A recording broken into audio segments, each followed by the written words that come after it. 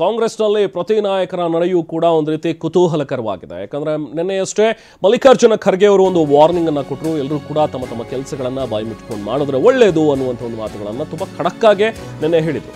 So ಈಗ Kharge warning ಬೆನ್ನಲ್ಲೇ ಕಾಂಗ್ರೆಸ್ ನಾಯಕರು ಸ್ವಲ್ಪ ಸೈಲೆಂಟ್ ಆದಂತೆ ಕಾಣಿಸ್ತಾ ಇದ್ದಾರೆ.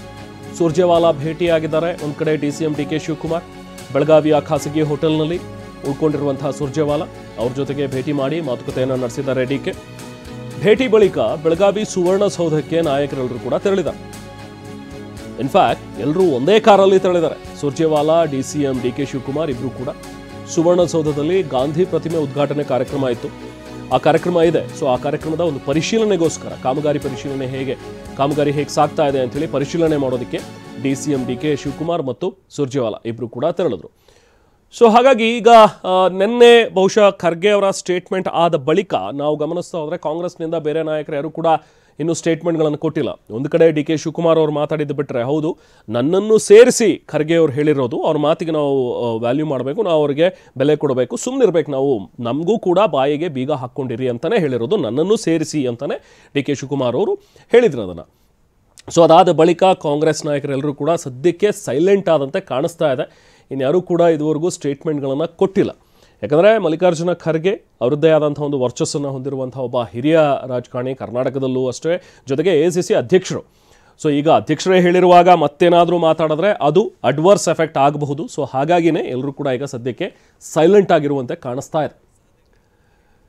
ಈಗ ಬೆಳಗಾವಿಯಲ್ಲಿ ಮೀಟ್ ಮಾಡಿದರೆ DK ಶಿವಕುಮಾರ್, ಸುರ್ಜೇವಾಲಾ ಅವರನ್ನ ಮತ್ತಷ್ಟು ಡೀಟೇಲ್ಸ್ ಪಡಿತಾ ಹೋಗೋಣ. ನಮ್ಮ ಪ್ರತಿನಿಧಿ ಸಹದೇವ್ ಮಾನೆ ನಮ್ಮ ಜೊತೆಗೆ ಜಾಯ್ನ್ ಆಗಿದ್ದಾರೆ. ಸಹದೇವ್, ಇವತ್ತು DK ಮತ್ತು ಸುರ್ಜೇವಾಲಾ ಅವರ ಒಂದು ಭೇಟಿ, ಸೊ ಏನಾಗಿತ್ತು, ಏನು ಮಾತುಕತೆ ಏನಾದರೂ ನಡೆದಿದೆಯಾ, ಇನ್ಸೈಟ್ಸ್ ಏನಾದರೂ ಲಭ್ಯವಾಗ್ತಿದೆಯಾ, ಅಥವಾ ಬರೀ ಗಾಂಧಿ ಪ್ರತಿಮೆಯ ಒಂದು ಅನಾವರಣ ಕಾರ್ಯಕ್ರಮ ಅಥವಾ ಒಂದು ಪರಿಶೀಲನೆ ನಡೆಸೋದು, ಕಾಮಗಾರಿ ಪರಿಶೀಲನೆ, ಇದಿಷ್ಟೇ ಮಾತಾಗಿದೆ? ಯಾಕಂದರೆ ನಿನ್ನೆ ಖರ್ಗೆ ಅವರು ಹೇಳಿದ ನಂತರ ಎಲ್ಲೂ ಕೂಡ ಅಂಥ ಸ್ಟೇಟ್ಮೆಂಟ್ಗಳು ಯಾರ ಕಡೆಯಿಂದನೂ ಕೂಡ ಬಂದಿರೋದು ಕಾಣಿಸ್ತಾ ಇಲ್ಲ. ಈ ಭೇಟಿ ಬಗ್ಗೆ ಏನು ಡೀಟೇಲ್ಸ್ ಸಿಗ್ತಾ ಇದೆ ಸಹದೇವ್? ಹೌದು ರಹಮಾನ್, ಏನು ಜನವರಿ 21ರಂದು ಬೆಳಗಾವಿಯಲ್ಲಿ ಗಾಂಧಿ ಸಮಾವೇಶ ಏನು ನಡೀತಾ ಇದೆ. ಈಗಾಗಲೇ ಎಲ್ಲ ಕಾಂಗ್ರೆಸ್ ನಾಯಕರು ಬೆಳಗಾವಿಯತ್ತ ಮುಖ ಮಾಡ್ತಾ ಇದ್ದಾರೆ. ಸದ್ಯ ಈಗ ಮಲ್ಲಿಕಾರ್ಜುನ್ ಖರ್ಗೆ ಅವರು ಒಂದು ವಾರ್ನನ್ನು ಕಾಂಗ್ರೆಸ್ ನಾಯಕರಿಗೆ ಮಾಡಿರುವಂಥದ್ದು, ಯಾರೂ ಕೂಡ ಎಲ್ಲೂ ಮಾತಾಡಬಾರ್ದು ಅನ್ನುವಂಥ ನಿಟ್ಟಿನಲ್ಲಿ ಸೂಚನೆಯನ್ನು ಕೊಟ್ಟಾದ ಬಳಿಕ ಸಾಕಷ್ಟು ಬೆಳವಣಿಗೆಗಳು ಕೂಡ ಕಂಡು ಬರ್ತಾ ಇರುವಂಥದ್ದು. ಮುಖ್ಯವಾಗಿ ಎಲ್ಲೂ ಕೂಡ ಬಹಿರಂಗವಾಗಿ ಯಾವೊಬ್ಬ ನಾಯಕರು ಯಾವುದೇ ವಿಚಾರದ ಬಗ್ಗೆ ಮಾತಾಡ್ತಾ ಇಲ್ಲ. ಇನ್ನು ಬೆಳಗಾವಿಯಲ್ಲೇ ಒಂದು ಕಡೆ DK ಶಿವಕುಮಾರ್ ವಾಸ್ತವ್ಯ ಹೂಡಿದ್ದಾರೆ. ಬೆಳಗಾವಿಯ ಸರ್ಕ್ಯೂಟ್ ಹೌಸ್ನಲ್ಲಿ DK ಶಿವಕುಮಾರ್ ಅವರು ಇದ್ದರೆ, ಬೆಳಗಾವಿಯ ಖಾಸಗಿ ಹೋಟೆಲ್ನಲ್ಲಿ ಸುರ್ಜೇವಾಲಾ ಅವರು ಕೂಡ ವಾಸ್ತವ್ಯ ಹೂಡಿರುವಂಥದ್ದು.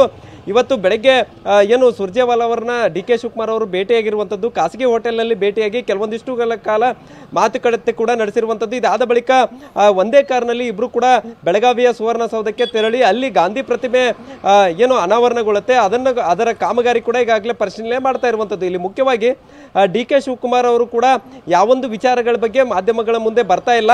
ಎಲ್ಲೂ ಕೂಡ ಈ ಒಂದು ಕಾರ್ಯಕ್ರಮ ಅಂದರೆ ಜನವರಿ 21ರಂದು ನಡೀತಾ ಇರುವಂತಹ ಗಾಂಧಿ ಸಮಾವೇಶದ ಕಾರ್ಯಕ್ರಮವನ್ನು ಹೊರತುಪಡಿಸಿ ಬೇರೆ ಯಾವ ವಿಚಾರಗಳ ಬಗ್ಗೆಯೂ ಕೂಡ DK ಶಿವಕುಮಾರ್ ಎಲ್ಲೂ ಮಾತಾಡ್ತಾ ಇಲ್ಲ. ಏನಾದರೂ ಮಾಧ್ಯಮಗಳು ಪ್ರಶ್ನೆ ಮಾಡಿದಂಥ ಸಂದರ್ಭದಲ್ಲಿ ಸುರ್ಜೇವಾಲಾ ಅವರು ಇಲ್ಲೇ ಇದ್ದಾರೆ, ಅವ್ರನ್ನ ನೀವು ಪ್ರಶ್ನೆ ಮಾಡಿ ಅನ್ನುವಂಥ ಮಾತನ್ನ DK ಶಿವಕುಮಾರ್ ಹೇಳ್ತಾ ಇದ್ರು. ಅಂದರೆ ಈ ಹಿಂದೆ DK ಶಿವಕುಮಾರ್ ಅವರು ಯಾವೊಂದು ವಿಚಾರಗಳಿದ್ರೂ ಕೂಡ ನೇರವಾಗಿ ಹೇಳುವಂಥ ಕೆಲಸವನ್ನ ಮಾಡ್ತಾ ಇದ್ರು. ಮಲ್ಲಿಕಾರ್ಜುನ್ ಖರ್ಗೆ ಅವರ ಸೂಚನೆ ಮೇರೆಗೆ ಈಗ DK ಶಿವಕುಮಾರ್ ಕೂಡ ಎಲ್ಲೋ ಒಂದು ಕಡೆ ಯಾವೊಂದು ಬೇರೆ ವಿಚಾರಗಳು ಅಂದರೆ ಈ ಸಮಾವೇಶವನ್ನು ಹೊರತುಪಡಿಸಿ ಯಾವೊಂದು ವಿಚಾರಗಳ ಬಗ್ಗೆ ಮಾತಾಡ್ತಾ ಇಲ್ಲ. ಇನ್ನು DK ಶಿವಕುಮಾರ್ ಅವರು, ಸುರ್ಜೇವಾಲಾ ಅವರು ಒಟ್ಟಾಗಿ ಬೆಳಗಾವಿಯಲ್ಲಿ ಓಡಾಡ್ತಾ ಇರುವಂಥದ್ದು ನಿನ್ನೆ ರಾತ್ರಿಯಿಂದಲೂ ಕೂಡ ಕಂಡು ಬರ್ತಾ ಇರುವಂಥದ್ದು.